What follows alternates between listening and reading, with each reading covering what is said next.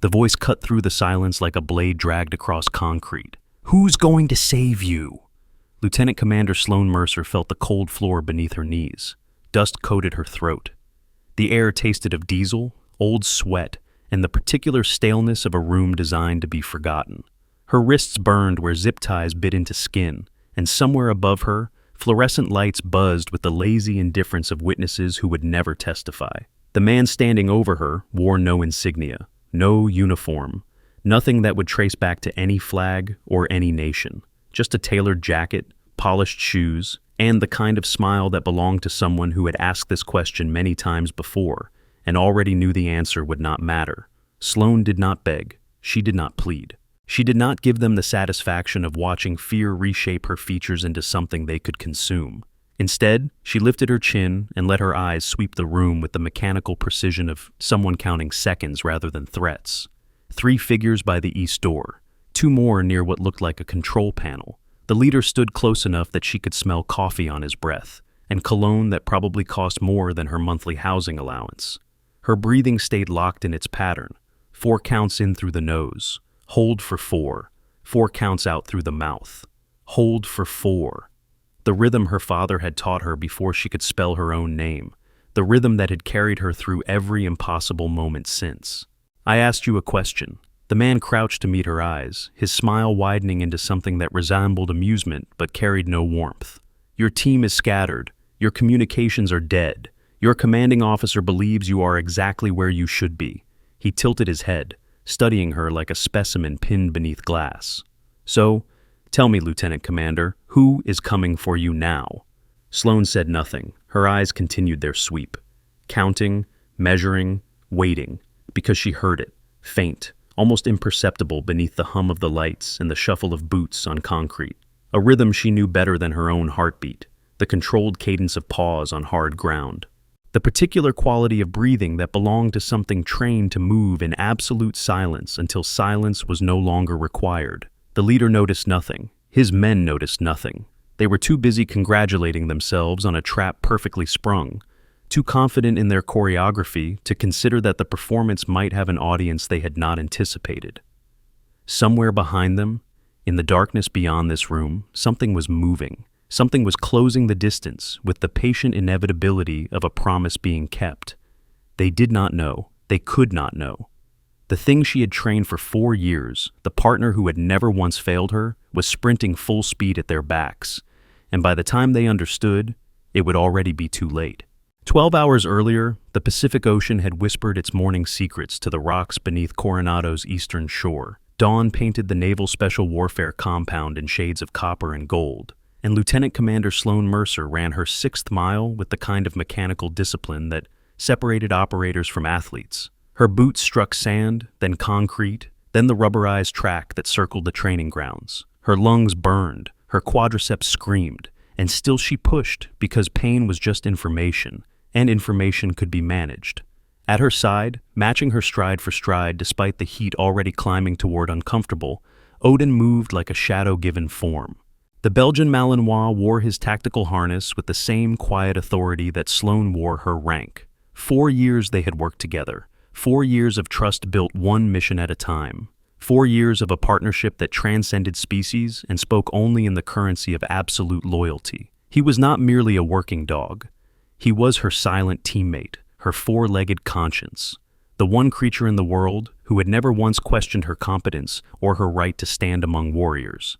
She slowed at the memorial wall. The stone was cold beneath her fingertips as she traced the letters she had memorized long before earning her trident.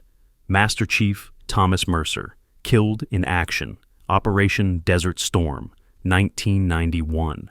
"Still here, Dad," she whispered. "Still fighting your war." The photograph in her breast pocket was worn soft at the edges from years of handling. She did not need to look at it. The image lived in the architecture of her memory, permanent as bone. Her father in dress whites, the trident fresh on his chest, his arm around a woman who would die of heartbreak 3 years after receiving the folded flag. Sloan had been 7 years old when they told her, old enough to understand the words, too young to comprehend the silence that followed. Odin pressed his flank against her leg, not demanding attention, just present, the way he always was when the weight of ghosts grew heavy. "Come on," she said, tapping her thigh twice. "Ironside is waiting." They moved through the compound, like smoke through cracks. Operators nodded as she passed. Some threw casual salutes that she returned with the economy of motion that marked veterans. Others simply watched, the way you watch something you respect but do not fully understand. There were not many women who had survived the crucible of selection and emerged not just intact, but exceptional. Sloan had long since stopped counting the doubters. Results spoke louder than credentials, and her results screamed. But today, something felt different, a pressure in the air that had no name, a frequency of wrongness that vibrated just below conscious perception. She had felt it before, in the moments before operations went sideways, in the heartbeats before ambushes revealed themselves. Something was coming. She could not see it yet, but she could feel it circling. The mess hall smelled of coffee and ambition. She found Rear Admiral Marcus Ironside, retired, at his usual table in the corner, a position with sight lines to every exit and a wall at his back. The habits of a man who had spent decades in places where relaxation meant death. He did not stand when she approached. He never did. Courtesy was for those who needed reassurance. What they shared required no such performance. "You look like someone running from ghosts," Ironside said, pushing a cup of black coffee across the table. "Sit." She sat. Odin settled beneath the table, his head on his paws, his eyes tracking the room with the vigilance of a creature born to watch. Ironside studied her over the rim of his own cup. 67 years old, silver hair cropped to regulation length, eyes that had seen enough darkness to recognize it in others. He was the closest thing Sloan had to a father, since the real one became a name on granite, and he carried that responsibility with the same precision he had once applied to combat operations. "Something is wrong," Sloan said. "I cannot name it, but I feel it. Instincts are just pattern recognition your conscious mind has not caught up with yet." Ironside set down his cup. "Trust them. Technology can fail. Systems can be compromised. But the skills that keep you alive, the instincts you have trained into your nervous system, those cannot be turned off by someone else." Sounds like a warning. Sounds like wisdom I should have given your father before it was too late. The name hung between them like smoke that refused to dissipate. Sloan leaned forward. "Tell me about him, not the official version. The truth." Ironside's jaw tightened. For a long moment, he said nothing. The mess hall continued its morning symphony around them. Trays clattering, conversations overlapping, the mundane music of military life. "Your father was honest," he said finally. "In a business that rewards ambiguity, he chose clarity. He asked questions about things he was supposed to accept without examination." Ironside's eyes met hers, with the weight of 30 years of silence finally cracking. He was targeted because of that honesty, because he refused to look away when looking away would have been easier. Targeted by who? That question has kept me awake for 3 decades. He paused, something shifting behind his eyes. "And I think today, someone is trying to answer it in a way neither of us will like." Before Sloan could press further, Ironside's expression changed. His gaze shifted to something behind her, and the temperature at the table seemed to drop several degrees. "Speak of shadows," he murmured. Sloan turned. Commander Victor Price was walking toward them across the mess hall, his stride carrying the particular confidence of a man who believed his rank entitled him to interrupt any conversation. Price had been her commanding officer for 8 months, competent, political, the kind of leader who understood optics and connections better than he understood the operators under his command. She had never fully trusted him, but until this moment, distrust had not been the same as suspicion. "Lieutenant Commander Mercer." Price stopped at their table, his smile professional and his eyes empty. "Admiral Ironside, I hope I am not interrupting." "You are," Ironside said flatly. "What do you need, Commander?" If the bluntness bothered Price, he did not show it. "I need Lieutenant Commander Mercer at a briefing, 1300 hours, priority Alpha." He looked at Sloan with an expression she could not quite read. "This one is extremely important. Do not be late." Beneath the table, Odin shifted. A subtle movement, barely perceptible, but Sloan felt it through the contact of his body against her boot. The Malinois had lifted his head slightly, his attention fixed on Price with an intensity that went beyond casual observation. Animals sense things humans missed. Sloan had learned to trust that instinct as much as her own. "I will be there," she said carefully. Price nodded, but he did not leave immediately. His eyes lingered on her face for a moment too long, as if memorizing something. Then he straightened his uniform. This time is different, Lieutenant Commander. Extremely important, and you must be there. He walked away without waiting for a response. Ironside watched him go, with an expression that could have frozen salt water. When he spoke, his voice was barely above a whisper. Today, someone is rebuilding 1991. I can feel it in my bones. He met Sloane's eyes with the steady gaze of a man who had made peace with hard truths long ago. Whatever that briefing contains, trust nothing, question everything, and if something feels wrong, prioritize survival above mission. You are scaring me, Marcus. Good. Fear keeps you sharp. He stood, leaving his coffee unfinished. I will be at the shooting range until 1100. Find me before you go to that briefing. We need to talk more. He left. Sloane sat alone with Odin, and the growing certainty that the wrongness she had sensed this morning was not paranoia. It was prophecy. The training yard at 0900 was a crucible of sweat and determination. Sloane stood before a group of candidates fresh from the initial phases of selection, their eyes bright with the particular confidence of young men who had not yet learned how quickly certainty could become a casualty. You think this is about strength, she said, pacing the line, about who can hold their breath the longest or carry the heaviest load. You are wrong. One of the candidates, a wall of muscle and bravado named Dawson, let his smirk show a fraction too clearly. His body language radiated the dismissiveness of someone who had already decided that a woman, regardless of her rank, had nothing to teach him about combat. Something amusing, candidate? No, ma'am. But the smirk remained, and his eyes slid sideways to share the joke with his peers. Sloane stopped him directly in front of him. Odin, who had been sitting statue still near the equipment rack, rose and moved to her side. Not threatening, just present. A shadow with teeth, waiting for permission to become something more. You think you know what this is? She said quietly, her voice carrying only far enough to reach Dawson and the candidates immediately beside him. You think you have seen difficult. You have not. When your communications die and your team scatters, and the only thing standing between mission success and catastrophic failure is the person next to you, all that muscle becomes irrelevant. She let the silence stretch. Discipline survives when strength fails. Trust survives when plans collapse. Reflexes trained until they become instinct. Those are what bring you home alive. She gestured to the training station behind her. Show me your response time. Show me you can assess a threat, select the appropriate response, and execute before the timer reaches 1.5 seconds. Dawson stepped forward with the loose-limbed swagger of someone who believed the outcome was already determined. He positioned himself at the station, hands hovering over the response panel, waiting for the tone. The timer beeped. 1.7 seconds. His assessment was correct, but his execution was sloppy, the kind of performance that would earn a passing grade in most training environments, but would earn a body bag in actual combat. Too slow, Sloane said, and everyone counting on you just paid for that extra 0.2 seconds with their lives. She stepped to the station herself. The timer reset.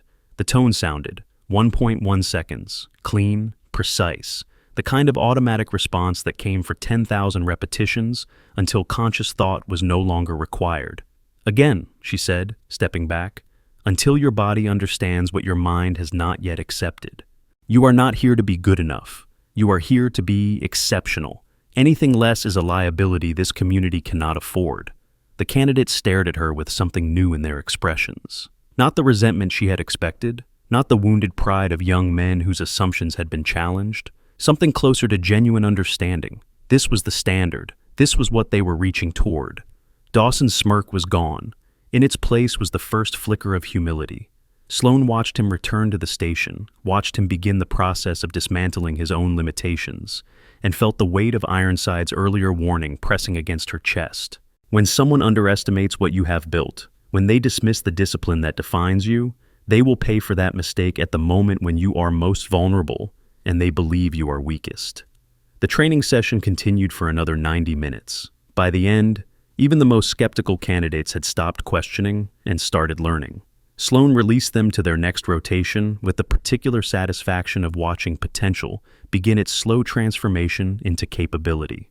She was walking toward the administrative building when her phone buzzed, a text from Price's aide confirming the 1300 briefing. Mandatory attendance, no exceptions. Odin walked beside her, his presence steady and grounding. But she noticed the way his head turned slightly as they passed certain buildings, the way his nostrils flared at scents she could not detect. He was reading the base the way she read intelligence reports, processing information through channels humans could not access. Whatever he sensed, it had him alert in ways that went beyond normal vigilance. "I feel it too," she murmured. Something is wrong. At 12:45, Sloan entered the secure briefing room with Odin at her heel. Commander Price was already present, along with Senior Chief Holloway and 4 other operators from Team 4. The room smelled of recycled air and the faint chemical signature of spaces where classified information lived and died. "Lieutenant Commander," Price nodded without standing. "Thank you for your punctuality." "Sir?" The screen behind him flickered to life. Satellite imagery filled the display. A compound in terrain she recognized immediately from years of studying operational theaters. Northern Mexico, cartel territory, the kind of geography where American operators went when deniability mattered more than legality. 3 American citizens are being held at this location, Price said, his voice carrying the practiced cadence of a rehearsed presentation. Private contractors providing security consultation to a regional energy company. They were taken 48 hours ago. The Mexican government has officially declined to intervene. Unofficially, they have requested our assistance. Sloan studied the imagery. The compound was professionally fortified. Multiple structures with overlapping fields of fire. Guard positions placed with tactical precision. Someone had invested significant resources in making this location difficult to approach. "Rules of engagement?" she asked. "Broad discretion. Primary objective is recovery of the hostages. Secondary objective is intelligence collection on the network responsible. We are authorized to neutralize threats as necessary. Timeline: wheels up at 2200, infiltration via halo insertion, extraction by helicopter from a staging area 3 clicks north of the target." Holloway was nodding, like a man who had already accepted the plan as scripture. The other operators wore expressions of focused professionalism. Only Sloan felt the cold finger of doubt pressing against the base of her skull.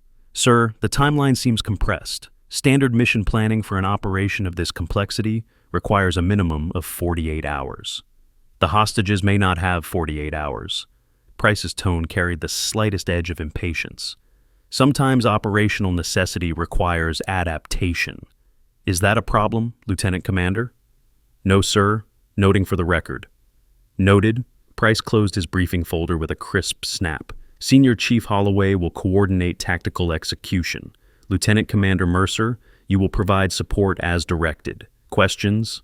Support as directed. The phrase sat wrong in her ears like a false note in familiar music. She was one of the most experienced operators in this room. Support as directed was language reserved for attachments and specialists, not for senior personnel with her qualifications. "None, sir." "Good. Rehearsals begin at 1500. Dismissed." The operators filed out.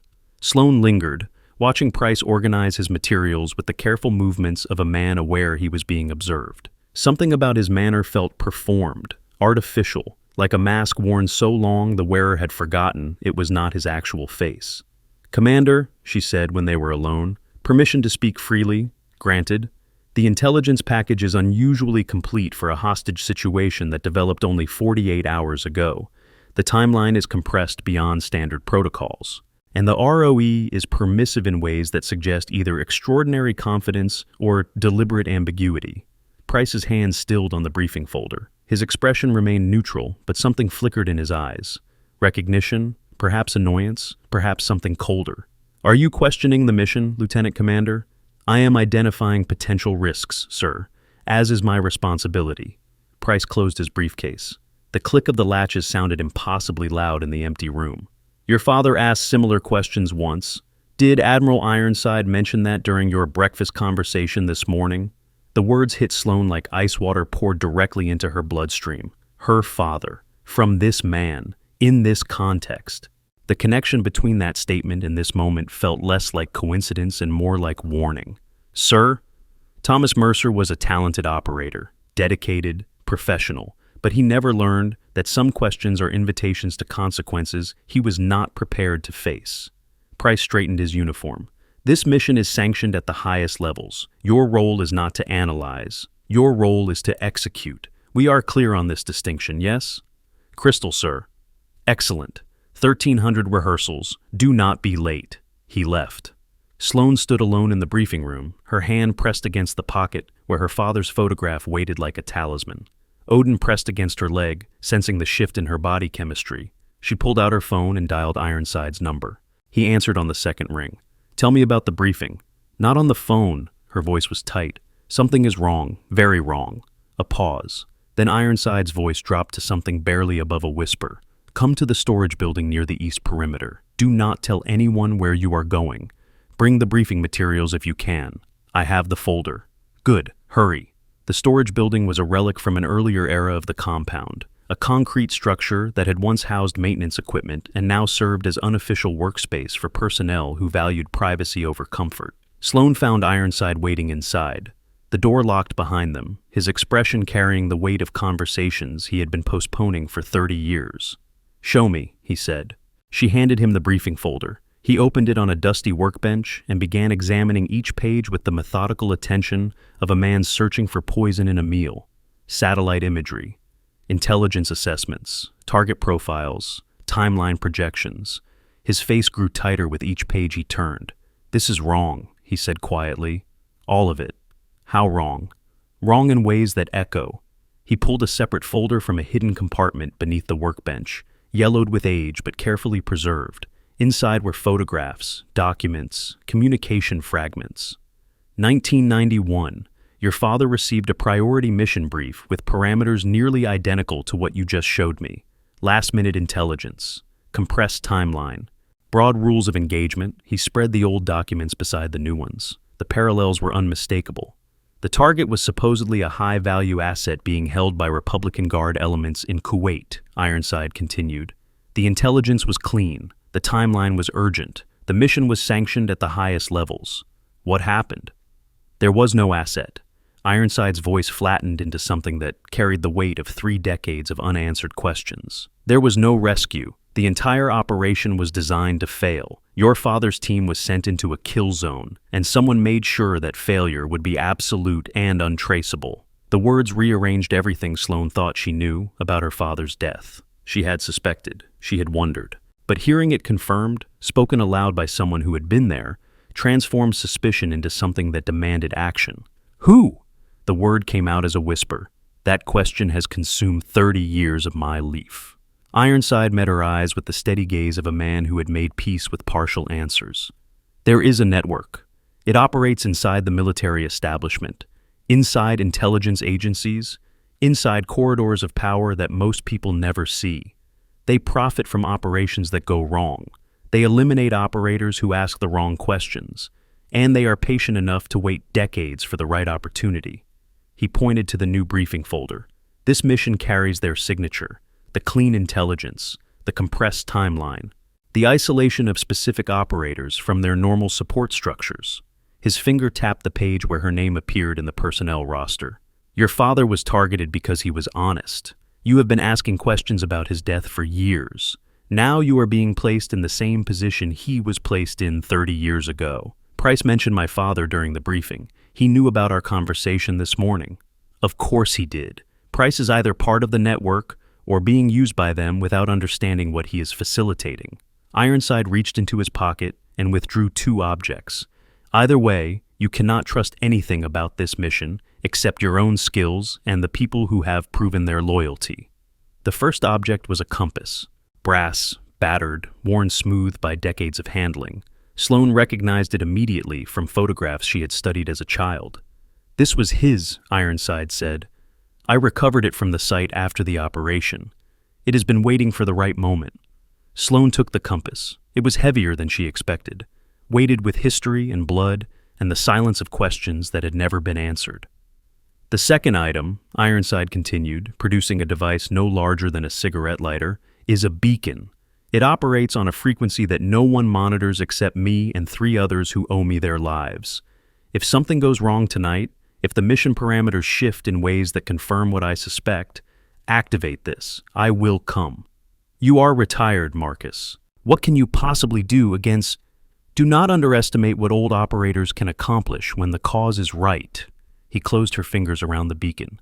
"Your father trusted the system. The system killed him. Trust yourself. Trust the people who have demonstrated their loyalty through action, not words.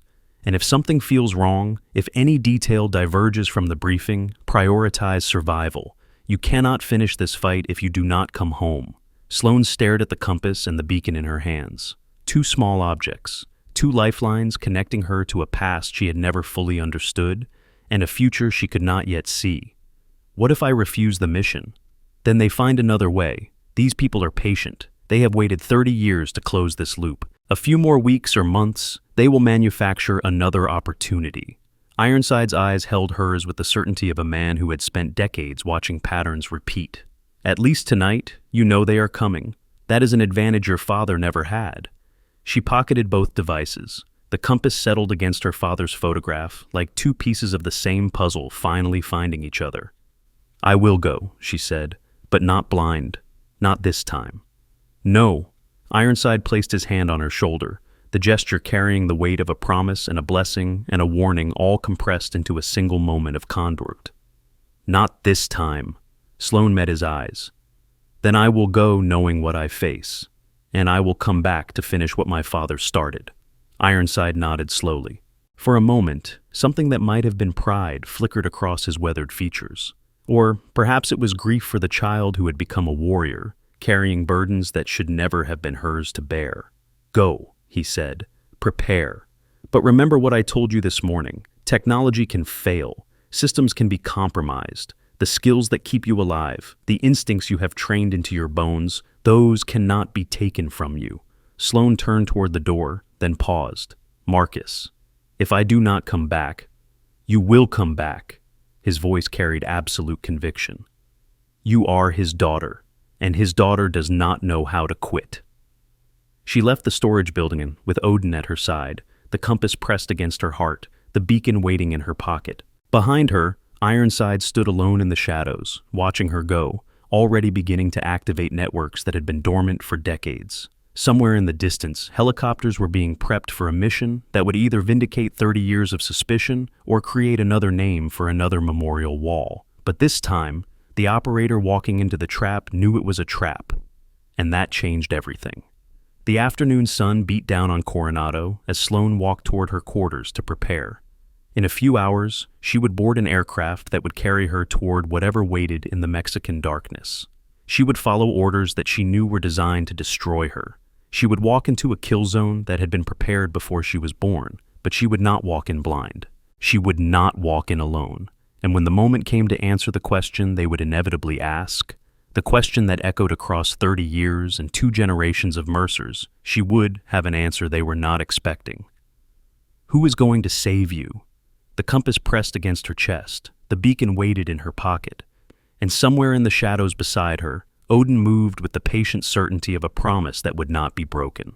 The answer was already in motion. They just did not know it yet. The rehearsals at 1500 hours ran with the mechanical precision of a choreographed performance. Senior Chief Holloway stood at the center of the tactical operations room, moving through the mission timeline with the confidence of a man who had already decided the outcome was guaranteed. Entry teams breach at 0045 local, Alpha through the North Corridor, Bravo through the service entrance on the east side. Overwatch maintains position until confirmation of hostage location. Holloway tapped the satellite image. Intelligence indicates the hostages are being held in the central structure, 2nd floor, northwest corner. We clear room by room, secure the packages, and extract to the staging area for helicopter pickup at 0115. The other operators nodded. Their questions were technical, focused on contingencies and communication protocols. Nobody asked the question that burned in Sloane's chest like a coal that refused to cool. Why is this so clean? Real operations were never this neat. Real intelligence was never this complete. Real hostage situations carried the chaos of human variables, the unpredictability of captors who might panic or negotiate, or simply decide that dead hostages were preferable to rescued ones. This briefing read like a training scenario, every detail accounted for, every contingency anticipated, every variable controlled. It read like a script. Lieutenant Commander Mercer, Holloway's voice cut through her thoughts. You will remain with the Overwatch element until the compound is secured. Your role is observation and communication relay. Do not advance into the structure until you receive direct authorization from me. Support as directed, stay behind, do not intervene. The instructions of someone who wanted her present but powerless, close enough to witness, too isolated to escape. Understood, Senior Chief. Holloway studied her face for a moment longer than necessary, perhaps searching for the resistance he expected. Finding none, he returned to the briefing. Final equipment check at 2100, wheels up at 2200, any questions? Silence. Good. Dismissed. The operators filed out. Sloan lingered, watching Holloway gather his materials. He was good at his job. Experienced. Professional. She had worked with him on 3 previous operations, and his competence had never been in question. But competence was not the same as awareness. A skilled operator could execute a flawed plan with perfect precision and still walk directly into catastrophe. Senior Chief, she said when they were alone. A moment, Holloway looked up. What is it, Lieutenant Commander? The intelligence package. The source attribution is unusually thin for material this detailed. Naval intelligence vouched for it. That is sufficient for my purposes. Naval intelligence vouched for a lot of operations that went sideways in ways nobody anticipated. She kept her voice neutral, professional. I am not questioning the mission. I am suggesting we build additional contingencies for scenarios where the intelligence proves incomplete. Holloway's expression shifted, not anger, something closer to impatience. The timeline does not allow for additional contingencies. We execute the plan as briefed. If variables change, we adapt in real time. That is what we are trained to do. And if the variables include compromised communications, unexpected resistance, a trap, then we handle it. He closed his folder with finality. Lieutenant Commander, I appreciate your thoroughness, but sometimes analysis becomes paralysis. The hostages are running out of time. We go tonight. End of discussion. He left. Sloan stood alone in the tactical operations room, surrounded by maps and timelines and the particular silence of a plan that was proceeding exactly as someone else had designed. At 1900 hours, she returned to her quarters to prepare her personal gear. The standard loadout was already arranged on her bunk, inspected and approved by the armory. Weapons, ammunition, communication equipment, medical supplies, everything an operator needed to complete a mission and return home. She added 3 items that were not on any official checklist. The compass went into the pocket over her heart, pressed against the photograph that had lived there for years. 2 talismans occupying the same space. 2 connections to a father she had never stopped trying to understand. The beacon went into a concealed pocket on her tactical vest, positioned where she could reach it without visible movement. One press of the activation switch would send a signal across frequencies that no one was supposed to be monitoring. One press, and Ironside would know. The 3rd item was a backup communication device, frequency hopping, encrypted, completely separate from the mission's official channels. If the primary communications failed, if she found herself isolated and without contact to her team, this would be her lifeline. Odin watched her preparations with the patient attention of a partner who understood that rituals mattered. When she knelt beside him, running her hands along his tactical harness, checking each strap and buckle, he pressed his head against her shoulder in the gesture that meant, I am ready. Whatever happens tonight, she murmured, stay close. Do not leave my side unless I give you the command. And if everything goes wrong, if we get separated, find your way back to Ironside. He will know what to do. The Malinois held her gaze with the steady intelligence that had never failed to amaze her. 4 years of partnership had created a language between them that transcended words. He understood. He always understood. Good boy. She scratched behind his ears, the simple gesture grounding her in the present moment. Let us go finish what they started. At 2100, the team assembled for final equipment check. 12 operators plus Sloan and Odin, 13 bodies that would board an aircraft and fly toward whatever waited in the Mexican darkness. The mood was focused, professional, the particular energy of warriors preparing to enter the space between planning and execution, where nothing existed except the mission. Holloway conducted the inspection with his usual efficiency. Weapons verified, communications tested, medical supplies confirmed, night vision equipment calibrated, everything by the book, everything exactly as it should be. Too perfect, Sloan thought, too controlled. At 2200, they boarded the aircraft. The engine spooled up with the familiar whine that preceded every operation, every moment when the ground fell away and the only direction was forward. Sloan found her seat near the rear of the cabin, Odin secured beside her, and watched the lights of Coronado shrink to pinpoints and then disappear entirely. The flight to the staging area took 90 minutes. She spent the time running through contingencies that were not in any briefing, scenarios that accounted for the possibility that everything Ironside had warned her about was true. If the mission was a trap, if the intelligence was fabricated, if the entire purpose of tonight was to place her in a kill zone that had been prepared before she was born. If that was true, then her only advantages were awareness and the 3 items hidden in her gear: the compass that connected her to the past, the beacon that connected her to rescue, the backup communications that might connect her to survival, and Odin, always Odin. The one variable they could not have anticipated, because they did not understand what 4 years of partnership meant, what trust looked like when it was written in shared sacrifice and absolute loyalty. Your curiosity about her secrets is about to be rewarded. Subscribe now to see the truth. The aircraft touched down at 23:30 local time. The staging area was a flat expanse of desert 3 kilometers north of the target, chosen for its isolation and its proximity to the extraction point.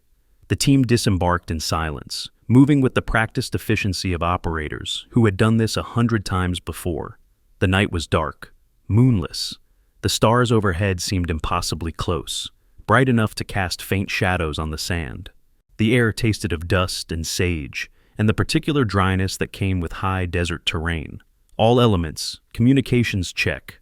Holloway's voice came through the earpiece with crystal clarity. Each operator reported in sequence. Clear, clear, clear. The chain completed without interruption. Overwatch element, establish position on the ridge at grid reference 479er. Maintain observation until primary teams confirm hostage location.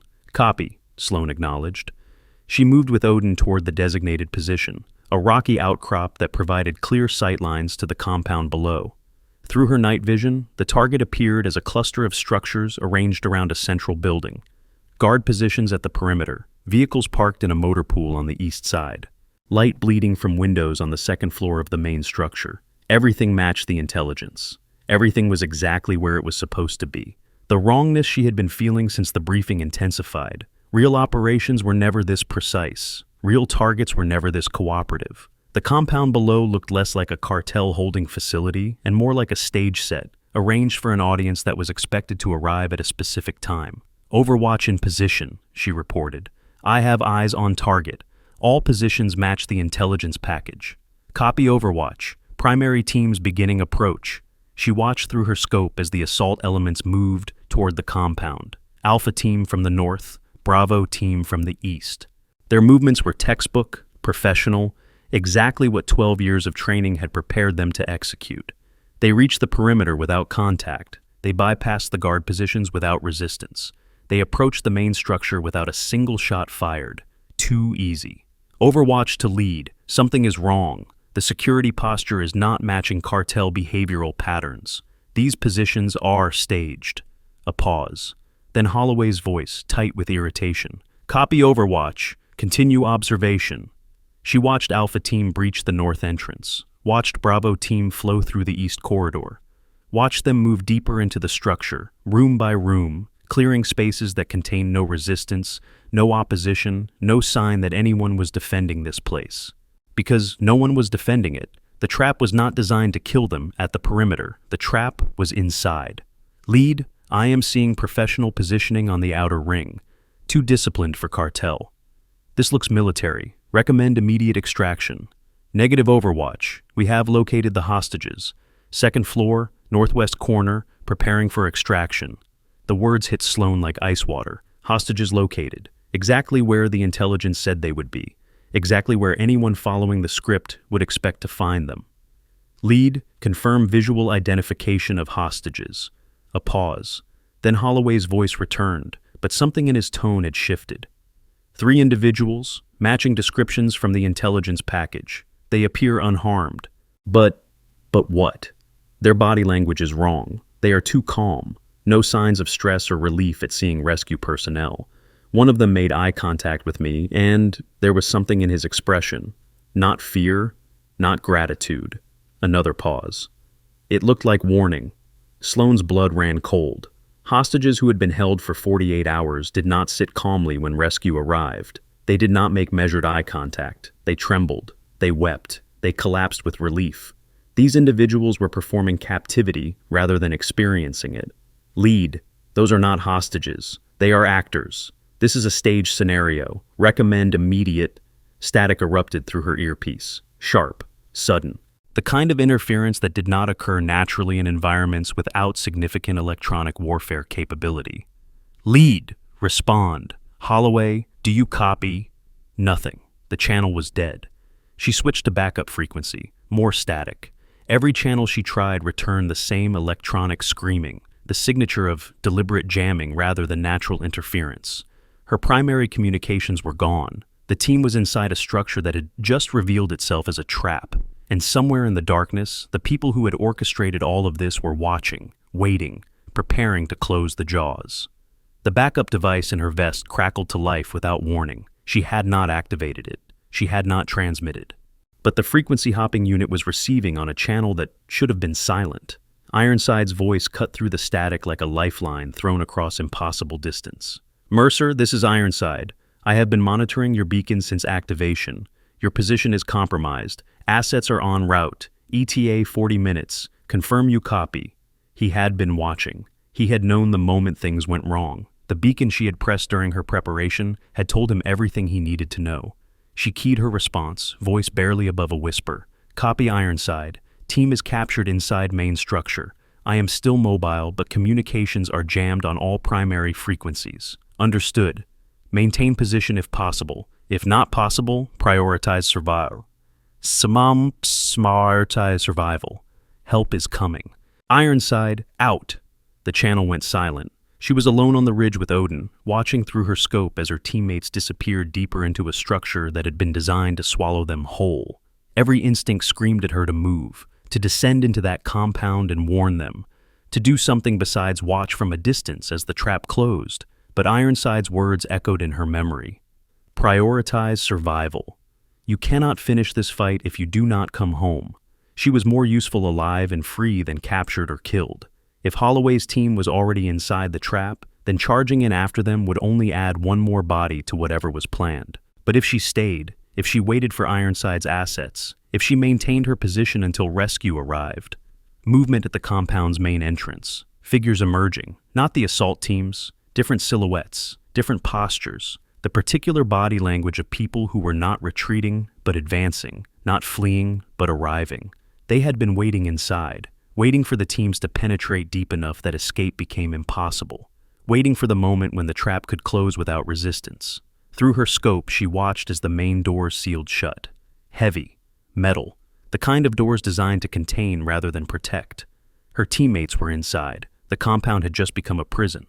And somewhere in the darkness below, someone was asking the question that had haunted her family for 30 years. Who is going to save you now? The realization settled over her like ice water pooling in her chest. This was not an ambush designed for quick elimination. If they wanted the team dead, they would have detonated the compound the moment everyone was inside.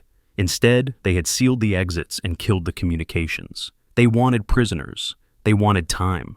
They wanted something more valuable than bodies. They did not want to kill immediately. They wanted her to understand first. Whatever lesson they intended to teach, it required her alive long enough to learn it. The descent from the ridge took 4 minutes. Sloane moved with Odin through terrain that offered minimal cover, trading concealment for speed because speed was the only currency that mattered now. Her teammates were trapped, her communications were compromised, and somewhere ahead, the people who had orchestrated this entire operation were waiting for their final guest to arrive. She approached the compound from the south, a vector that had not been covered in the mission briefing, because the mission briefing had assumed the assault would succeed. The outer perimeter was unguarded now. Whatever security had existed before had been pulled inside, consolidated around the prize. The service entrance on the south wall was sealed but not reinforced, a maintenance access point designed for equipment and supplies, not security. She worked the lock with tools that had not been part of her official loadout, skills learned in training scenarios that officially did not exist. The door opened. Darkness waited inside. Stay close, she whispered to Odin. Silent movement. We find the team. We find a way out. The interior of the compound was a maze of corridors and utility spaces. Emergency lighting cast harsh shadows, the red glow of a structure operating on backup power. She moved through the spaces with the careful precision of someone who understood that every corner could hide a threat, every doorway could reveal an enemy. Voices ahead. She pressed against the wall, signaling Odin to halt. The Malinois froze beside her, his body language shifting to alert. Already inside the central chamber, Holloway's team is secured. Communications are jammed across all frequencies they might use. And Mercer, Overwatch position on the North Ridge. She will come to us. They always do. Sloane's blood ran cold. They knew where she had been. They knew she would come. The entire scenario had been designed not just to trap Holloway's team, but to draw her specifically into the kill zone. She was not walking into a rescue mission. She was walking into an execution. The voices faded as the speakers moved away. She waited 30 seconds, then continued forward, adjusting her route to avoid the areas where enemy personnel were concentrated. The compound's layout was becoming clearer in her mind. Central structure, multiple access points, a chamber at the core where her teammates were being held. And somewhere in that chamber, the architect of all of this was waiting for her to arrive. She found a ventilation shaft that provided visual access to the central space. Through the grating, she could see Holloway's team. 12 operators kneeling in a row, their weapons stripped, their hands secured behind their backs. They were alive, unharmed, but the expressions on their faces told her they understood exactly how badly they had miscalculated. Standing before them, wearing the kind of tailored confidence that marked someone accustomed to controlling situations rather than participating in them, was a man she did not recognize. Tall, silver-haired, the particular posture of someone who had spent decades giving orders and watching others execute them. Senior Chief Holloway. The man's voice carried the patience of a predator who knew his prey was already caught. Your assault was technically proficient. Your team's training is evident in every movement they made. Unfortunately, technical proficiency is meaningless when the entire operation was designed to fail. Holloway's jaw tightened. Who are you? My name is Blackwood. I represent interests that your military prefers to pretend do not exist. He began pacing slowly before the line of captured operators. For 30 years, those interests have operated without significant interference. Occasionally, someone asks questions that require answers. Occasionally, those questions require the questioner to be silenced. Your presence here tonight is the conclusion of one such silencing that began 3 decades ago. Sloane felt the words like physical impacts. 30 years. Her father, the pattern Ironside had described. You have the wrong target, Holloway said. We are a rescue team. We came for the hostages. Blackwood smiled. The expression contained no warmth. There are no hostages, Senior Chief. There never were. The individuals you found were actors, positioned to ensure your team penetrated deep enough into this facility before the doors closed. The intelligence that brought you here was fabricated. The timeline was manufactured. Every element of this operation was designed by my organization to achieve a specific outcome. What outcome? The elimination of Lieutenant Commander Sloane Mercer. Blackwood stopped pacing. And through her, the final neutralization of Admiral Marcus Ironside. He has been a thorn in our side for 30 years. Tonight, we remove that thorn permanently. Sloane pressed her palm against the ventilation grating, forcing her breathing to remain steady. They wanted her. They had designed all of this to capture her, and now they were using her teammates as bait, knowing she would not abandon them. Blackwood continued. Thomas Mercer made the same mistake his daughter is making now. He asked questions about operations that were supposed to remain invisible. He pushed back against orders that he was supposed to accept without examination. And when we arranged his elimination, he walked directly into the trap we had prepared, exactly as predicted. The words confirmed everything Ironside had told her. Her father had been murdered. The mission that killed him had been designed to fail, and the same people were now attempting to complete the pattern by eliminating her. Mercer is not here, Holloway said. She was in Overwatch position. She could be anywhere by now. She is here. Blackwood's certainty was absolute. She is listening to this conversation, trying to determine her best course of action. She is calculating odds, assessing options, looking for the tactical solution that will allow her to rescue her teammates and escape this facility. He turned toward the ventilation shaft where Sloane was hidden, not looking at her directly, but close enough to make clear that he knew. And she is realizing that there is no tactical solution. There is no rescue. There is only the choice between watching her teammates die one by one or surrendering herself to the inevitable. The silence that followed was suffocating. If that revelation shocked you, subscribe immediately because an even bigger surprise is coming. Sloane pulled back from the ventilation grating. Her father's voice echoed through her memory, words spoken when she was 12 years old and ready to quit her first competitive swim meet. Never quit, Sloane. Not when it hurts, not when it seems impossible. The body wants to surrender. The mind knows better. Never quit. And then Ironside's voice, layered over her father's like harmony over melody. If something feels wrong, prioritize survival. You cannot finish this fight if you do not come home. 2 instructions. 2 men who had shaped everything she was. One telling her to endure, one telling her to survive. She would do both. Her mind raced through options that all ended the same way. She could retreat to the extraction point, wait for Ironside's assets, sacrifice her teammates to save herself. But that was not who she was. That was not who her father had raised her to be. And that was not the answer she was going to give to the question that had defined this entire night. She moved through the compound with new purpose, no longer avoiding detection, but positioning herself for maximum impact. If they wanted her to surrender, she would surrender, but on her terms, in her way. With the 3 items still hidden in her gear and the 40-minute countdown to Ironside's arrival still running, she needed to buy time, and the best way to buy time was to give them what they thought they wanted. The main entrance to the central chamber was guarded by 4 men. She approached openly, her weapons lowered, her hands visible. They saw her and raised their own weapons, but did not fire. They had orders. She was supposed to be captured, not killed. "Take me to Blackwood," she said. "Tell him his guest has arrived." They escorted her through the facility, past corridors she had already mapped, into the central chamber where her teammates waited. Holloway's head snapped up when she entered, his expression cycling through relief and horror, and the particular anguish of a commander watching a subordinate walk into captivity. "Mercer, no." "Quiet, Senior Chief." Her voice carried no emotion. "I know exactly what I am doing."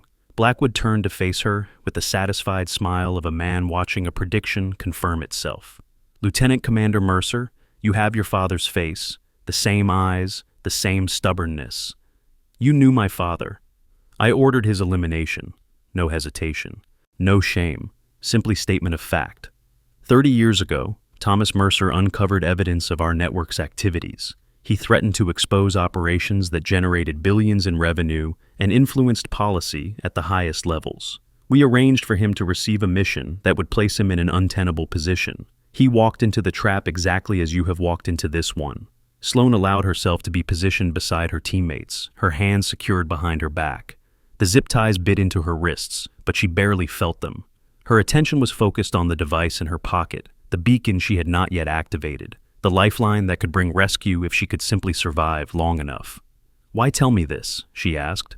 "If you are going to kill us all anyway, why explain?"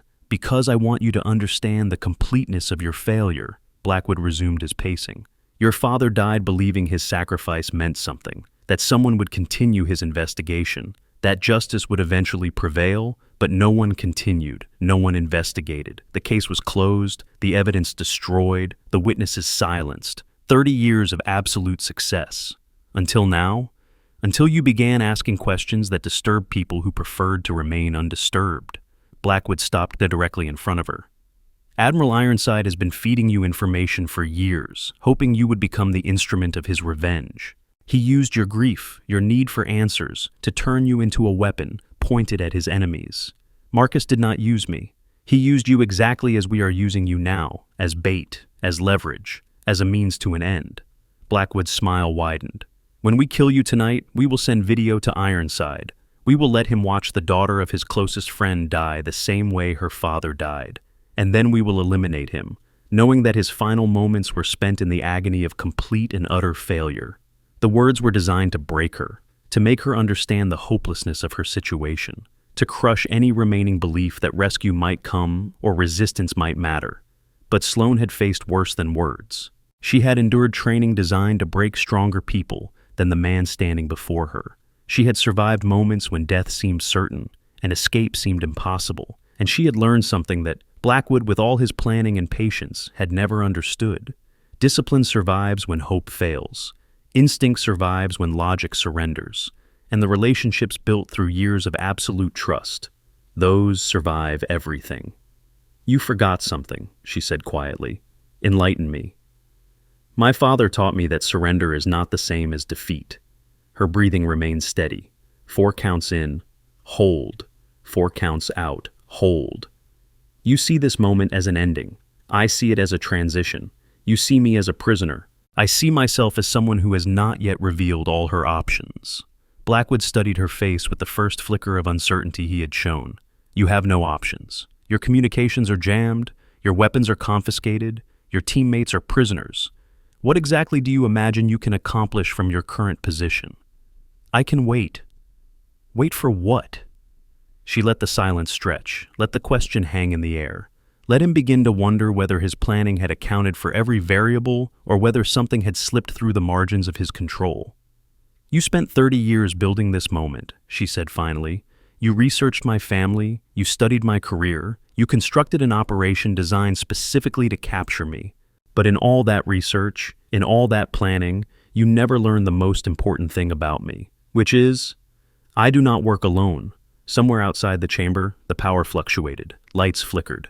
Emergency systems pulsed with the uncertainty of infrastructure under attack. Blackwood's expression hardened. "What did you do?" "I did not do anything, but someone else is doing quite a lot right now." She held his gaze with the steady certainty of someone who had placed her trust in the right hands. "You wanted me to surrender. I surrendered. You wanted me to come to you. I came. But you assumed surrender meant defeat, and you assumed that coming to you meant coming alone." The lights flickered again. This time, they did not stabilize. Darkness crashed over the compound like a wave. In the chaos that followed, in the shouting and running, and the particular panic of people who had lost control of their carefully constructed environment, Sloane heard the one sound she had been waiting for since she walked into this trap. A rhythm she knew better than her own heartbeat. Pause on hard ground. The cadence of something that had never once failed her. Approaching fast, growing closer, arriving from the direction no one had thought to guard because no one had believed it mattered. The thing they had dismissed as merely an animal, merely a tool, merely a component of her equipment, rather than a partner in the truest sense of the word. That thing was now between them and their escape, and it was not alone. The darkness lasted 12 seconds. When the emergency generators kicked in, casting harsh red light across the chamber, the situation had fundamentally changed. Blackwood's guards scrambled toward the exits, their discipline dissolving into panic. They had planned for operators. They had planned for military response. They had planned for every variable that appeared in their intelligence reports. But they had dismissed one element as irrelevant, a working dog, a tool, an accessory to the real threat. The thing they had categorized as merely an animal, merely equipment, merely a line item in personnel rosters, that thing was now transforming into invisible terror. They could hear movement in the corridors. They could sense presence in the shadows. But they could not see what was hunting them. What they had dismissed as just an animal was becoming the fear they could not name. And in the doorway, framed by emergency lighting like a figure from a nightmare given form, stood Odin. The Malinois was not alone. Behind him, moving with the coordinated precision of operators who had been doing this since before Blackwood's network had learned to walk, came figures in tactical gear. Faces she did not recognize, equipment she had never seen, but carrying the particular energy of people who answered to Marcus Ironside and had been waiting for this moment for 30 years. "This facility is now under our control." The voice belonged to a woman in her 50s, silver-streaked hair pulled back, weapon raised with the casual competence of someone who had forgotten more about combat than most people ever learned. "All personnel will surrender immediately. Resistance will be met with appropriate response." Blackwood's face went white. "This is impossible. Our intelligence said Ironside's network was dismantled years ago." "Your intelligence was wrong." The woman moved into the chamber, her team fanning out to secure the captured operators. "Admiral Ironside has spent 30 years preparing for this moment. 30 years building resources you never knew existed. 30 years waiting for the opportunity to expose exactly what you represent." Zip ties were cut. Weapons were returned. Holloway rose to his feet with the expression of a man who had just watched reality rearrange itself in ways he could not fully process. "Lieutenant Commander Mercer." Sloane felt hands working at her restraints, freeing her wrists. "Are you injured?" Negative. She stood, reaching for Odin, running her hands along his flank in the gesture that meant good, well done, you came. Just ready to finish this. The woman who had led the rescue approached. I am Captain Reynolds. Ironside sent us when your beacon activated. We have been positioned in the area for 72 hours, waiting for the signal. 72 hours? Sloane shook her head. Marcus knew this was coming before I did. Admiral Ironside has been tracking Blackwood's network since 1991. When you began asking questions about your father, when you started pushing against the people who wanted those questions to remain unasked, he knew they would eventually make a move. Tonight was simply the moment we had been preparing for. Blackwood was surrounded now, his guards disarmed, his certainty shattered. He looked at Sloane with the particular hatred of someone watching 30 years of careful planning collapse in the space of minutes. This changes nothing, he said. The network is larger than one facility, larger than one operation. You cannot possibly... We can. Sloane stepped closer, close enough to see the fear beneath his arrogance. Because you made the same mistake my father's killers made 30 years ago. You underestimated the people you were trying to destroy. You assumed that silencing one voice would end the conversation, and you never understood that some debts do not expire. Some justice simply waits for the right moment to collect. She turned away from him, done with words that served no purpose except to extend a confrontation that was already decided. Captain Reynolds, secure the prisoners and prepare for extraction. I have a commanding officer to speak with. Commander Victor Price was found in a communications room on the facility's upper level. He had been monitoring the operation from a safe distance, ready to flee if anything went wrong, ready to claim ignorance if anything went right. The evidence of his complicity was scattered around him: financial records, communication logs, the documentation of a man who had sold his oath for 30 pieces of silver and convinced himself that no one would ever collect the bill. Holloway entered the room first. His expression carried the weight of a man confronting the betrayal of someone he had trusted. Commander Price. Price looked up from the documents he had been trying to destroy. His face went through several emotions in rapid succession: surprise, fear, the desperate calculation of someone searching for an exit that did not exist. Senior Chief, this is not what it looks like. I was investigating. Stop. Sloane entered behind Holloway. The evidence speaks for itself. You have been working with Blackwood's network for years. You facilitated this operation knowing it was designed to kill American operators. You betrayed every oath you ever swore. Mercer, you do not understand the pressures, the leverage they had over me, the choices that seemed impossible at the time. I understand completely. She stopped indirectly in front of him, close enough to see the sweat beading on his forehead.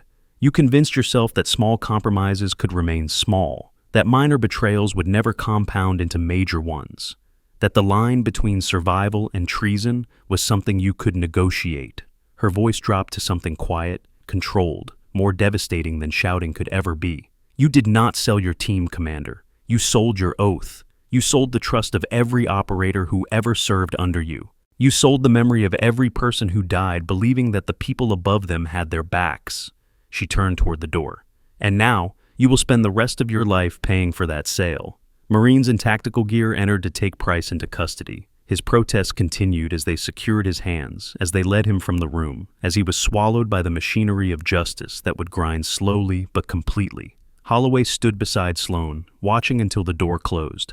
His voice was rough when he finally spoke. You tried to warn me, during the briefing, during the rehearsals. I did not listen. You trusted your commanding officer. That is what you were trained to do. I should have trusted my instincts. I should have listened when you said something was wrong. Next time you will. She placed her hand on his shoulder, the gesture of a colleague who understood the weight of learning hard lessons. We all have moments when the system we believe in betrays us. What matters is what we do after. The extraction took 2 hours. Reynolds' team secured the facility, gathered evidence, and coordinated with assets that Sloane had not known existed. Blackwood and his associates were transported to locations that would not appear on any official record, where questions would be asked by people who knew how to separate truth from silence. Price would face court-martial. The evidence against him was overwhelming, irrefutable, the kind that left no room for plea bargains or reduced charges. His career was over. His freedom was forfeit. And the network he had served would find that losing one piece made the entire structure vulnerable to collapse. Dawn was breaking over the desert when Sloane finally allowed herself to sit.